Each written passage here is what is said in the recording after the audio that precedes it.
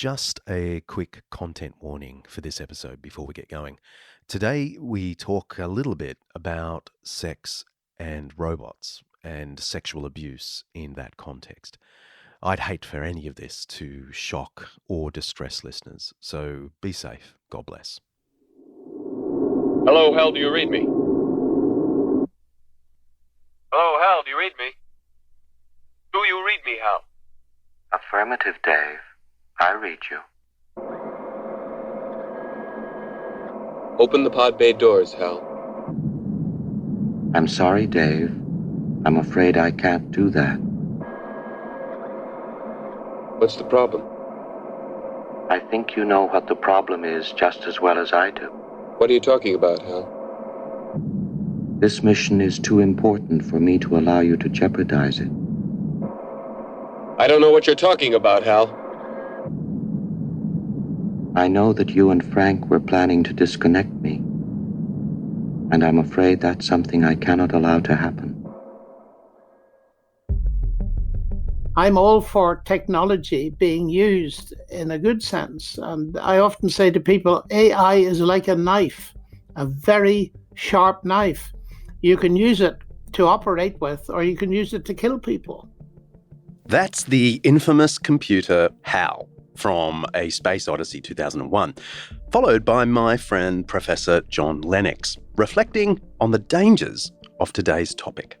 Artificial intelligence is the buzz phrase of the 21st century. For some, it's a welcome step into a future that promises all manner of good, like the best-intentioned members of the Star Wars cast. I am C-3PO, Human Cyborg Relations, and this is my counterpart, R2-D2. For others, artificial intelligence, AI, is damaging at best, and at worst, a step toward our own destruction, like Terminator's infamous defense computer, Skynet. They say it got smart. A new order of intelligence. Then it saw all people as a threat, not just the ones on the other side. Decided our fate in a microsecond. And that's what we're here to work out. Is artificial intelligence an underestimated threat or the saviour we've been waiting for? I'm John Dixon, and this is Undeceptions.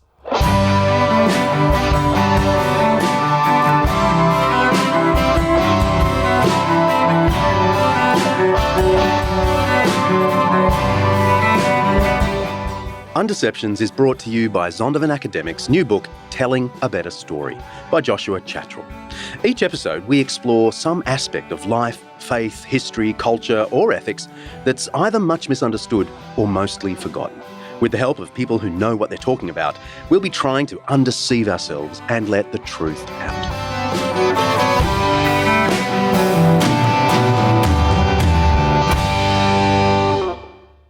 John Lennox is Emeritus Professor of Mathematics at the University of Oxford and Emeritus Fellow in Philosophy of Science at Green Templeton College at the university. He took his MA and PhD in mathematics at Cambridge University, and for his later research he was awarded a Doctor of Science by the University of Wales in Cardiff. When he moved to Oxford, he was awarded a Doctor of Philosophy as a matching honour for his Cambridge doctorate. That's a weird and ancient practice in the Oxbridge tradition. Oh, and in his spare time, he also punched out a Master's in Bioethics from the University of Surrey. Most important for our purposes, he is also the author of 2084, Artificial Intelligence and the Future of Humanity, the product of years of reflection and research. John, I remember a few years ago now, you telling me how excited you were to be writing a book about artificial intelligence and felt it was really important. Can you tell me, like, wind back, why did you feel it was such an important topic to address? One of the main reasons that brought it to my attention was the fact that I could see, I've always been interested in this kind of thing, but I could see that increasingly the issues being raised by artificial intelligence were encroaching on the fundamental existential question, what is a human being? What is human life? And it came to a head when a fairly senior Christian leader asked me to give a talk in London to a large group of Christian leaders on Genesis and artificial intelligence. And in one sense, I said, look, you've got the wrong person. And they said, no, we think that you've got a lot of insight into Genesis and we'd like you to relate it to the developments. And once I started doing that, it was immediately clear to me that this deserved a much deeper investigation. And so I put together a lot of stuff I'd already read and then did a great deal more research, and it ended up with this book. Which is a fantastic book. Can you give us a lay of the land? Where are we up to in artificial intelligence and what's just around the corner? Well, I can't see round corners, even though I'm an Irishman, but let me put it this way, that AI has got two very distinct aspects to it. The first is the AI that actually works, is being used all over the world, and is being used for some very good things and some very questionable things. A typical AI system used in medical diagnostics consists of a powerful computer, a very large database, say, of pictures of lungs, which have diseases, and all the pictures, let's say there are 1 million of them, are labeled with the diseases they represent by the best medics of the day.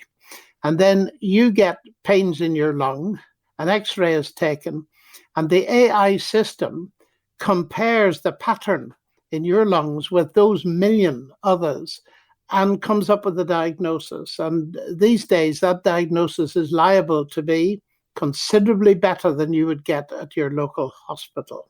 So what is it doing? It's not really intelligent, but it's doing a single thing, one thing only, that normally requires human intelligence. And that is being rolled out all over the planet. And there, as I say, there are lots of good things. But if you just tweak this slightly, you're into surveillance and pattern recognition.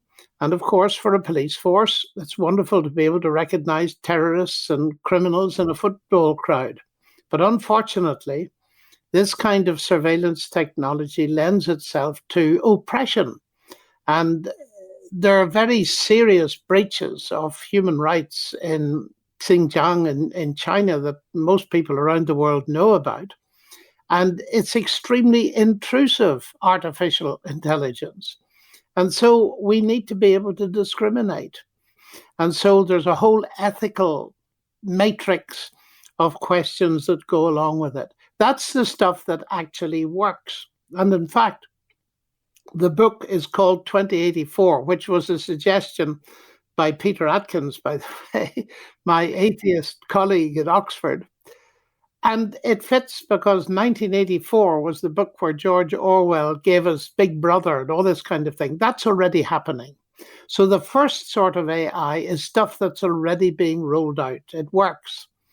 The second kind is the much more science fiction-like stuff where we're talking about creating superintelligence, and will superintelligence make humans redundant or keep them as pets or rule the world or destroy humanity, as many people fear.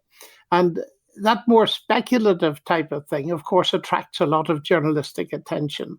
So I thought in the book I would like to look at that because scenarios about the future are actually important. And as a Christian, I felt that the biblical worldview has things to say that, interestingly enough, relate very strongly to what some AI proponents are claiming. So that's basically the...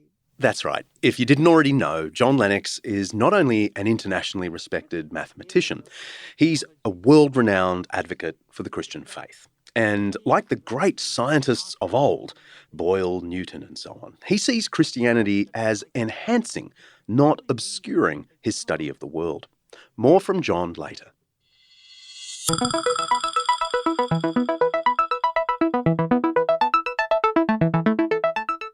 Professor Lennox talked about two different types of AI. The first is as a tool. That's where manufactured intelligence does tasks humans can do, only the AI can do it faster and more accurately. like the replicants in Blade Runner, the explorer robots in Interstellar, and of course everyone's favourite cleanup bot. Wally. The other kind of AI is more confronting. It's the sort of artificial intelligence that exceeds our own. It could be benevolent, just a lot smarter, like the self-aware operating system from the film Her.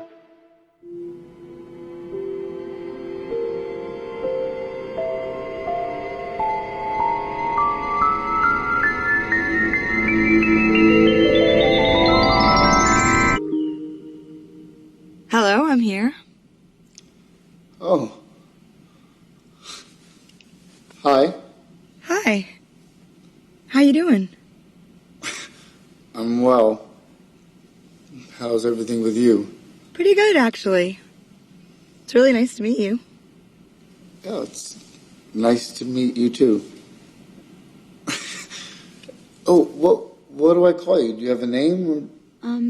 Yes. Samantha. Really? Where'd you get that name from? I gave it to myself, actually. How come? 'Cause I like the sound of it. Samantha. Wait, when did you give it to yourself? Well, right when you asked me if I had a name, I thought, yeah, he's right, I do need a name. But I wanted to pick a good one, so I read a book called How to Name Your Baby, and out of 180,000 names, that's the one I like the best. Wait, you read a whole book in the second that I asked you what your name was? In 2/100ths of a second, actually. Or it could decide it no longer needs humanity, like the Avengers' technological villain, Ultron. You're all puppets, tangled in strings. Strings. There are no strings on me.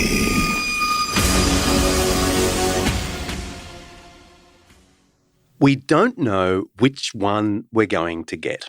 And some people fear that the day we're going to find out is, technologically speaking, just around the corner. It's called the singularity, and it was defined at the Singularity Symposium of 2019 as a hypothetical point in time at which technological growth becomes uncontrollable and irreversible, resulting in unforeseeable changes to human civilization. Technologists like Elon Musk are a little worried.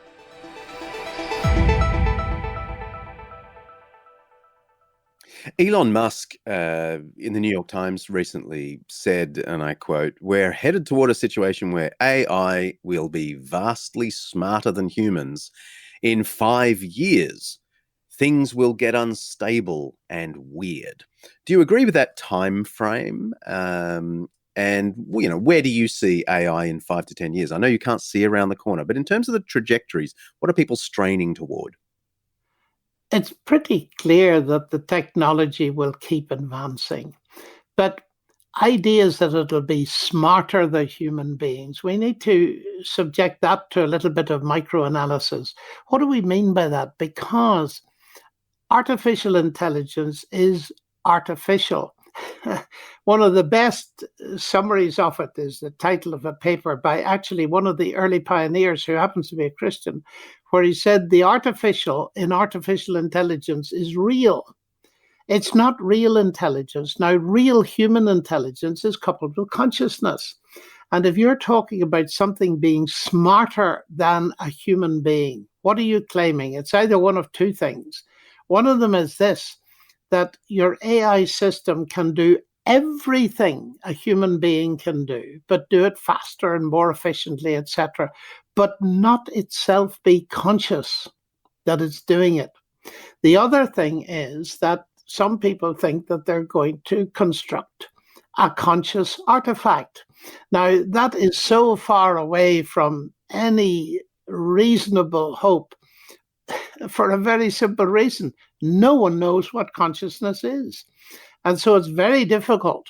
That's the big barrier in the way of truly constructing something that represents the kind of intelligence we humans have. Now, clearly, you can add one AI system to another and have competence in many levels, but I think Elon Musk is pushing his boat out a bit far when he thinks it's within 5 years. Ray Kurzweil, one of the great gurus in this field, he always puts it about 30 years hence. It's always been 30 years hence. And there are very differing opinions. There is, of course, the sci-fi squad who are not scientifically qualified and write novels about this kind of stuff, like Dan Brown, and to a certain extent, Yuval Noah Harari, with whom I've interacted for the simple reason that he's influencing so many people. But then there are some leading scientists who take these things extremely seriously, notably Lord Martin Rees, our astronomer royal, who thinks that down the years, but he puts it as centuries, I think, that the beings that exist will have very little memory of us, so to speak, and may well be controlling the planet. There's enough fear out there among the intelligentsia to produce a real scramble for ethical controls that are international. And of course, that's proving extremely difficult. People have been discussing the ethical limits we need to place on technology for as long as we've been dreaming about technology. Futurist and science fiction author Isaac Asimov wrote his 3 laws of robotics that need to be programmed into every advanced intelligence. This became the basis for the film I, Robot. A robot cannot harm a human being. The first law of robotics. Yeah, I know. I've seen your commercials. But doesn't the second law state that a robot has to obey any order given by a human being? What if it was given an order to kill? Impossible. It would conflict with the first law. Right, but the third law states that a robot can defend itself. Yes, but only when that action does not conflict with the first or second laws. You know what they say. Laws are made to be broken. Ethical discussions don't just centre on what robots should or shouldn't do, but on what we should and shouldn't do with all the advances coming down the pipeline. And one of those tricky issues concerns sex. Dr. Grenville Kent gave a paper at this year's ISCAST conference, a meeting of Christians who are professional mainstream scientists. Grenville's paper was titled Sex Bots, Love and Marriage. I asked him about the use of artificial intelligence in the sex industry. How serious are people, experts, industry, about sex and relationships with robots? Yeah, look, if you're asking for the market research surveys, something like about 30%, 40% of Americans and Europeans think they might have sex with a robot sometime in their life. If you talk to the enthusiasts, it's going to be the best thing since sliced bread. You know, there's whole books now, since about 2017 when the scientific journal Nature asked academics to get into this field and take it seriously. There are books there promising you the most incredible sex and relationships of your life and deep intimacy as you stare into the glass eyes of this robot. I think most people realize that there's a bit more to go in terms of AI before we'll have things like conversation, empathy, rationality, freedom of choice, personhood. But are there university research labs, working on this, or maybe industry research labs working on this? Oh man, there are so many nerds working on this at the moment. It's hilarious. I mean, take kissing, for example. If you wanted to kiss your beloved from a distance over the internet, you've got a thing called the teletongue, which is basically a pair of plastic lollipops. They sense the gestures that you're doing with your tongue and the sound of it, and they transmit that across the internet to your partner. And as the two nerdy scholars who write about this, they say, a problem with this device is the unnatural and rigid user interface. The straw of the device essentially serves as the tongue of the remote kisser. However, its shape and texture do not bear any resemblance to a human tongue. So the best, you compare that to a passionate and loving moonlight kiss. And it's a plastic straw rattling around in your mouth. That's the best we've got on the market. But have they gone beyond sex dolls? I mean, I know sex dolls is quite a thing, but have they gone beyond that to sort of partly robotic sex dolls? Well, yeah, mechanotronic. I mean, they're kind of mechanized. They'll move a bit, and I guess they've got the conversational skills of Siri or Alexa. You could put it that way. So no, not really convincing. At all, unless you want to suspend disbelief. As we do when we watch fiction. We watch some fiction film, we go, I'll play along. You can do that. But when the reporters describe interaction with the dolls in one of the many brothels, interestingly, which are popping up across America and Europe and Asia, they describe... Hang on, brothels with non-human? Correct. Full sex doll brothels all over. There's one called something to do with dollies. I forget what it's called. In London. Why would someone go there? I mean, is it much cheaper than the real thing or what? It's no cheaper, and there's almost no human contact. But they're growing in popularity. I think probably because you don't have to talk to a person. And yet it was interesting, in Barcelona, the Sex Professional Association said they're no threat to prostitutes because, quote, they do not communicate. They do not listen to you or caress you. They do not comfort you or look at you. They do not give you your opinion.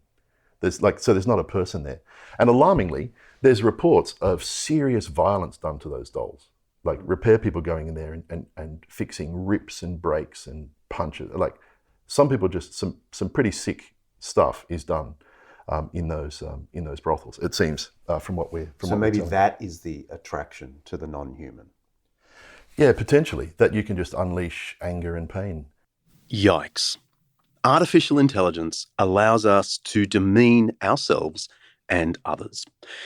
Vicky Lorimer has a degree in genetics and biochemistry, a master in divinity, and now a doctorate in theology and science from Oxford University. She studied under the wonderful Alistair McGrath, a guest on the show last season. Anyway, Vicky is now back in Australia and teaches at Trinity College, Queensland, where she focuses on theological understandings of the human being and how that relates to human enhancement technologies. She reckons there are significant justice issues we need to be thinking about in all of this. Well, I don't buy into the notion that technology is completely neutral from a moral standpoint. So I don't think it can be as simple as saying, well, technology can be used for good and for evil.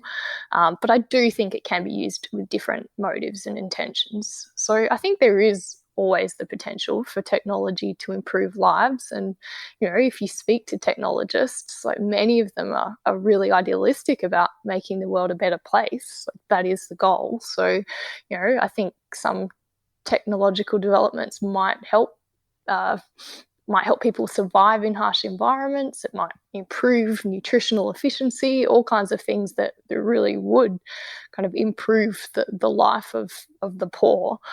But then I think we have to start asking the question of who's developing the technology and what is the vision of the good life that sits under that. And, without being too pessimistic, I don't think we can necessarily engineer away our own sort of greed or completely do away with existing inequalities and injustices. I think these are, kind of be brought along with us if technology is the only kind of way forward.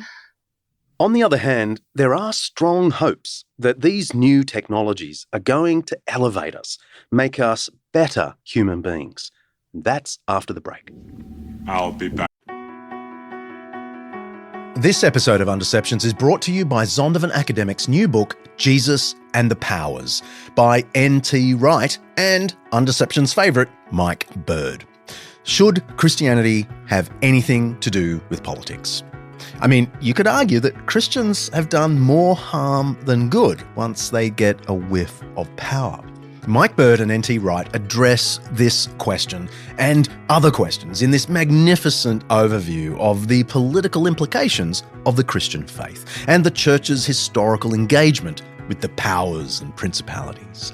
They shed light on current geopolitical events and ask, what would it look like if there were a faithful Christian response to crises like the Russia-Ukraine conflict, the China-Taiwan tension, political turmoil in the US, UK and Australia, and the problem of Christian nationalism. They build a pretty convincing case that Jesus' teaching about the kingdom of God confronts all forms of power, Christian and atheist, and calls on us all to support a pluralistic democracy where everyone, regardless of religion or irreligion, has a role to play in working toward the good of society. Whether you're a believer or a skeptic, I'd say this book will be an eye-opener.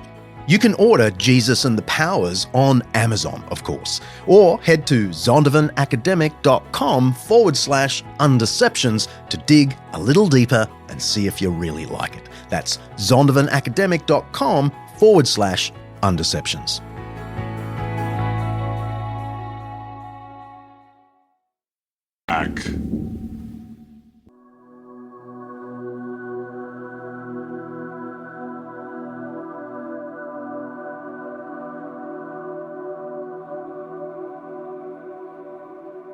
It's easy to see how artificial intelligence could be a threat to humanity's future. But of course, many insist that technology is the key to our salvation. Since our earliest days, people have seen technology as holding the potential to lift us to almost godlike status. Think of the sword in the old English epic poem Beowulf. The sword gets its own name, Hrunting, a bit like the way we name AI computers and robots. And another item lent by Unferth at the moment of need was of no small importance. The Breon handed him a hilted weapon, a rare and ancient sword named Hrunting.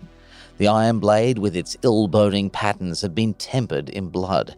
It had never failed the hand of anyone who hefted it in battle, anyone who had fought and faced the worst in the gap of danger. This was not the first time it had been called on to perform heroic feats. Then there's the ancient Jewish story of the Tower of Babel, a piece of technology specifically designed to elevate humanity to God status. Now the whole world had one language and a common speech. As people moved eastward, they found a plain in Shinar and settled there. They said to each other, "Come, let's make bricks and bake them thoroughly." They used brick instead of stone, and tar for mortar. Then they said, "Come, let us build ourselves a city with a tower that reaches to the heavens, so that we may make a name for ourselves. Otherwise we will be scattered over the face of the whole earth." Reaching to the heavens, making a name for ourselves, ensuring our longevity, there are some who think this dream could be fulfilled soon. Yuval Noah Harari is an Oxford-educated Israeli historian and technology philosopher. His famous 2016 book, Homo Deus, literally man-god, describes what he sees as the probable emergence of a new super race of men and women, endowed by technology with supreme abilities, including perhaps eternal life. Harari seems to be, sort of off the dial in his expectation of the utopia that AI can bring. Well, yes, he's the first name that came to thinking, but more accurately, you see, he thinks that this movement, this techno movement, may contain the seeds of its own destruction. And I find a bit of equivocation with Harari, that as you go through his book Homo Deus, and of course, once I saw the title of that book, that resonated very much with the quest to be gods that begins in Genesis and is going on in the AI community of the Harari type. I think he is in one sense an optimist, but there are warnings in his book that this thing may sow the seeds of its own destruction. So I find it a bit hard to pin down, actually. And as Vicky Lorimer points out, this quest for godness through technology has already taken on a religious vibe. You've said that technology tends to occupy the roles normally attributed to deity. What do you mean by that?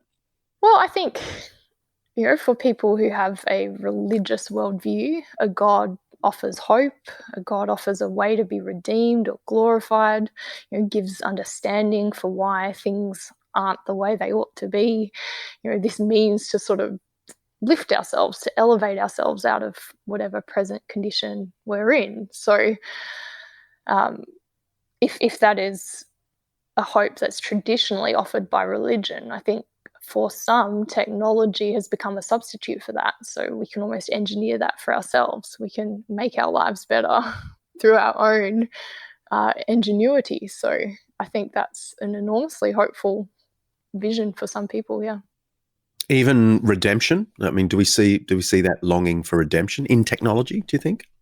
That's an interesting one, because I think, even if God is not a part of someone's worldview or their explanatory landscape for how things are, there's still, this universal sense, I think, that we could be more, or that we want to be more. And we might call it different things. Karl Rahner talked about the longing for the infinite that's sort of universal.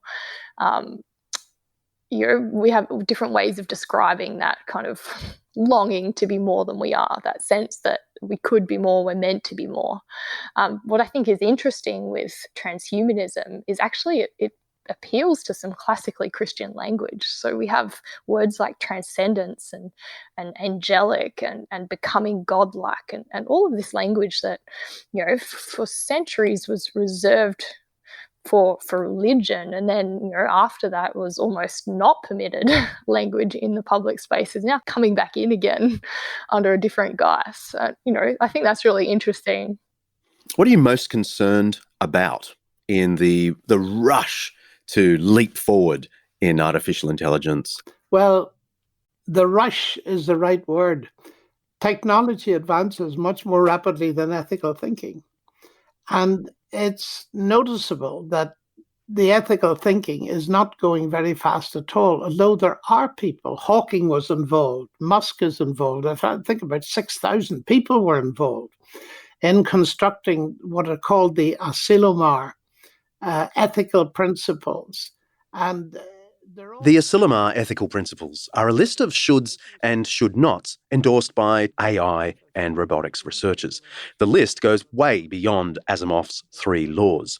It's kind of the 10 commandments of tech, except that there are loads of them. Stuff like, the goal of AI research should be to create not undirected intelligence, but beneficial intelligence. If an AI system causes harm, it should be possible to ascertain why. An AI system should be designed and operated so as to be compatible with ideals of human dignity, rights, freedoms, and cultural diversity. I suppose some people will see this as moralizing, getting in the way of good technology. But I'd say it's putting humanity before our stupidity. And they're all wonderful, but I'm involved in a business school here. And how many chief executives have said to me, it's one thing to have a mission statement on your office wall. It's another thing to get it into the hearts of your executives. And that's exactly it. How do you get real agreement, since there are sufficient number of people in the world who take the view, if it can be done, it should be done, without any concern for ethics. And so there's a real problem. And that's one of the reasons, incidentally, that I encourage bright young scientists who are Christians to get involved in this stuff, because there's a lot of good that can be done. Witness the work of Rosalind Picard at MIT and helping autistic children and so on. There's so much good that can be done, but we need people who are articulate and have gone into the ethical dimension of this. We may have quite a lot of time to work all this out. As Dr. Grenville Kent points out, even the most optimistic developers of artificial intelligence are nowhere near developing the sort of godlike AI that some folks fear. Well, the first thing to say is there are a lot of top AI people, and I've interviewed some of them, who say we will never achieve full AI. That what is happening in your smartphone, it's just following algorithms that are programmed into it. It's not conscious. It doesn't have any sense of, like I do when I watch it and see that my team, the Manly Warringah Sea Eagles, have lost again, and I want to jump under a bus. The phone doesn't have any emotion at all. It doesn't even know what football is. It's not smart to that degree, any more than a thermostat is smart when it goes, oh, it's 22 degrees, I better switch the air conditioner on. It doesn't know what hot is or cold is. It hasn't felt. It has no experience. And so if that's the case, it's one thing. Step one is to get robotic control, and we're pretty good at that. Step two is to get robotic perception. That's really hard, but we're getting there. That's why we have, on the internet, prove that you're not a robot, show all the bits of this picture that have a bus in it or whatever. But the third level that nobody has cracked yet is full AI. And we use the metaphors of intelligent machines and learning machines, but in fact, there's no real mind there. There's no real consciousness there. There's no real experience there. It's all just following, if this, then do that. It's ones and zeros. There's not a thought there. So if that's the case, I mean, I think what we're really talking about, and a lot of scholars say this, what we're really talking about is robots imitating human thought and human consciousness and pretending they feel what you feel and understand you and agree or disagree with you, and wanting to talk about your team's progress in football because you want to, but there's really no one home. And it's just kind of a teddy bear for grown-ups in the sense that you have an illusion, probably not a delusion, because part of you goes, I know this is not real. But you basically have an illusion that you'll suspend disbelief and the thing is actually a person, when we all know it's not. And Vicky Lorimer reckons there are some things AI will never achieve. Why do you think the Christian hope for immortality is something that we can't manufacture for ourselves? Because some people reckon that, just give it enough time and we will actually be there through technology. Yeah, I think this comes down to a crucial distinction between what is the Christian hope and what is the hope that underpins a lot of these sort of technological visions of immortality. And the key question around the Christian hope becomes sort of how does the future relate to the present? And if we see the future as just the continuation of the present, it's something that we will arrive at the eschatological future, to give the Christian language for it, that sort of end time. We will arrive at that just with the passing of more time. Then that's one understanding of the future. And that's the understanding of the future that transhumanists are operating on. We just more time, we continue along the trajectory we're currently on, and we'll just be this ever upward kind of path of progress.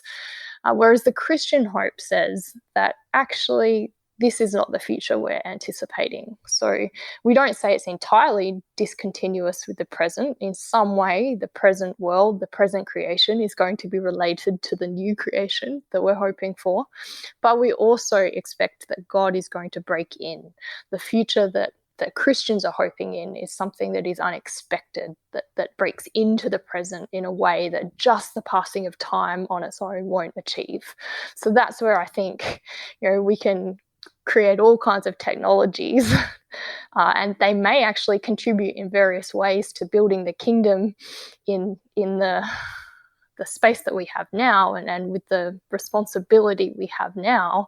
But that final redemption, that breaking in, is something that God does, and it's something that we can't do on our own and that time itself won't bring about.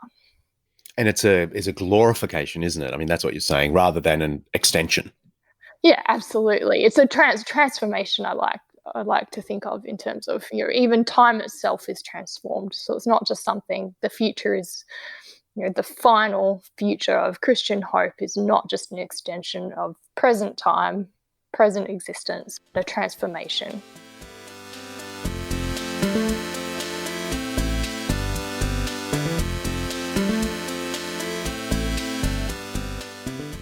Let's press pause. I've got a 5-minute Jesus for you. There are two very ancient traditions about how to elevate humanity. The first says that we can lift ourselves up through brute force, human effort, and especially technology. Perhaps the most ancient example is the Tower of Babel, people trying to build a tower to the heavens. There are hints of the victorious possibilities of technology in the Trojan horse story from Homer's Odyssey and Virgil's Aeneid. Soldiers hide inside a giant mechanical horse and take the city of Troy by stealth. Perhaps the most concrete examples are from the Roman Empire, where weaponry rapidly advanced and military engineering was incredibly complicated and successful. Just Google Roman battering ram and you'll see what I mean. The Romans were amazing technologically. Then there's the Roman engineer Vitruvius, who even worked out how to pour and dry concrete underwater. He wrote a manual about it, and you can visit the ancient Israeli seaport of Caesarea to see a stunning example of how it worked. In all of these examples, we catch a glimpse of humanity's ancient optimism to lift ourselves up to be the saviours of our own predicament. At the same time, there was also the occasional recognition that we are not able to lift ourselves up by our shoelaces. In Greek and Roman literature, we find another curious motif of divinity stepping in to help where human prowess had reached its tragic limits. There are a few examples in Homer's Iliad, with gods deciding on a whim to help out on the battlefield, or in the famous Roman epic poem The Aeneid by Virgil, where deities redirect humans to their safety or success. In Greek and Roman theatre, this is known as apomechines theos, or in its Latin equivalent, deus ex machina, literally God from a machine. It refers to a staging device in ancient plays where a figure representing a god would literally be winched down onto stage. This would be the moment when everything in the story would be turned around. The plays of Euripides used this regularly in the 400s BC, and it became such a cliche in ancient Greece that the slightly later playwright Aristophanes in the 300s BC used it as comedy. The god appeared almost as a joke in the middle of the play. And in one of his plays, Aristophanes makes a really good joke by having a figure of the playwright Euripides himself winched onto stage as the deus ex machina. We now use the expression deus ex machina to refer to any kind of dramatic turn in the plot. It's the surprise occurrence that no one deserved or expected. Both of these ancient traditions tell us something real about the human situation. It's right that we aim for the stars, or fill the earth and subdue it, as the Bible itself puts it. But it's also wise to admit our limitations, technologically and morally. However much it might appear as a cliche, humanity does often need a deus ex machina. Failing to acknowledge this is to fall into the trap of backing ourselves too much, of seeing ourselves as all-knowing gods. And that is just as much an awful cliche as the comedic overuse of needing rescue from God. The Bible affirms the status of every human being as made in the image of God, called by the Creator to rule, explore, and curate this planet. The Bible applauds human attainment. The Bible also echoes the deep human longing for the deus ex machina, the hope that God might come down onto the human stage and lift us up out of the mess we've got ourselves into. As the Gospel of John puts it in one of the most quoted passages in Scripture, "For God so loved the world that he gave his one and only Son, that whoever believes in him shall not perish, but have eternal life. For God did not send his Son into the world to condemn the world, but to save the world through him." You can press play now.